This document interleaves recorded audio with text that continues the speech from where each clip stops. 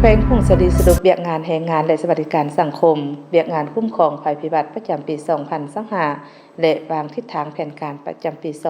2026กองประชุมดังกล่าวได้จัดขึ้นในตอนเช้าของวันที่ 13 มีนาคม 2026 นี้ที่ห้องประชุมชั้น5สำนักงานองค์การปกครองแขวงโดยการเป็นประธานของท่านดร.บุญสดีจิตรพรกรรมการพรรคแขวงหัวหน้าแผนกแรงงานและสวัสดิการสังคมแขวงพงศดี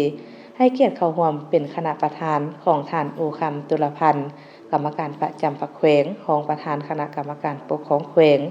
ผู้สินำเวียกงานโครงเขตวัฒนธรรมสังคมขันแขวงทั้งเป็นประธานคณะกรรมการเวียกงานคุ้มครองภัยพิบัติแขวงมิตรบรรดาทานรองประธานคณะคุ้มครองภัยพิบัติขันแขวงขันเมืองแขกเชิญหัวหน้าห้องการแรงงานและสวัสดิการสังคมเมือง7เมืองพนักงานแรงงานและสวัสดิการสังคมแขวงตลอดหอดบรรดาทานที่มาจากภาคส่วนที่เกี่ยวข้องขันเมืองขันแขวงเข้าร่วมในกองประชุมคณะจัดตั้งพิธีได้เสนอจุดประสงค์และผ่านข้อตกลงของท่านประธานคณะกรรมการปกครองแขวงด้วยการอนุมัติเปิดกองประชุมจากนั้นท่านดร.บุญสดีจิตรพรกรรมการพรรคแขวงหัวหน้าแผนกแรงงานและสวัสดิการสังคมแขวงพงศดีได้มีคำเห็นพร้อมทางกล่าวเปิดกองประชุมอย่างเป็นทางการและผ่านบทรายงานการจัดตั้งปฏิบัติเวียกงานแรงงานและสวัสดิการสังคมแขวงประจำปี 2025และทิศทางประจำปี 2026ท่านได้ยกให้เห็นบรรดาผลสำเร็จและผลงานหลายด้านจุดดีจุดอ่อนบทเรียนที่ถอดถอนได้ในการจัดตั้งปฏิบัติเวียกงานแรงงานและสวัสดิการสังคมและการจัดตั้งปฏิบัติเวียกงานคุ้มครองภัยพิบัติในระยะที่ผ่านมาและเวียกงานที่จะสืบต่อปรับปรุงแก้ไขคาดหมายอื่นๆในต่อหน้าซึ่งบางตอนทานได้ให้ฮู้ว่าในระยะ1 ปีผ่านมา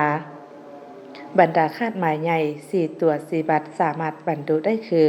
จัดหาเวียกเหตุงานทำปฏิบัติได้163คนเท่ากับ 10.8 ส่วนร้อยขาดหมายบางใบ 1,500 คน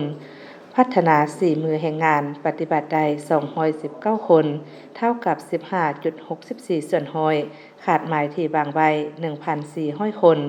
ขยายอัตราผู้คุมสังคมปฏิบัติได้621คนเกินแผนการ 14.37 ส่วนร้อยคาดหมายที่บางใบ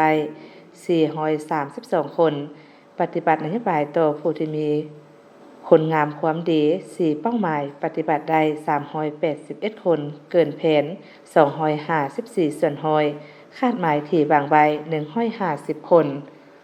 พร้อมนี้ยังได้รับฟังการผ่านห่างบทสภาพการจัดตั้งปฏิบัติเวียกงานคุ้มครองภัยพิบัติประจำปี 2025และบางทิศทางประจำปี 2026แผนเกี่ยมตอบโต้ภัยพิบัติปี 2026และห่างบทสรุปเวียกงานกองทุนคุ้มครองภัยพิบัติขันแขวงและท่าแห่งในการกะเกี่ยมความพร้อมการตอบโต้ภัยพิบัติจากนั้นบรรดาทานผู้เข้าร่วมได้ผลัดเปลี่ยนการประกอบความคิดความเห็นต่อห่างบทรายงานและบทสรุปดังกล่าว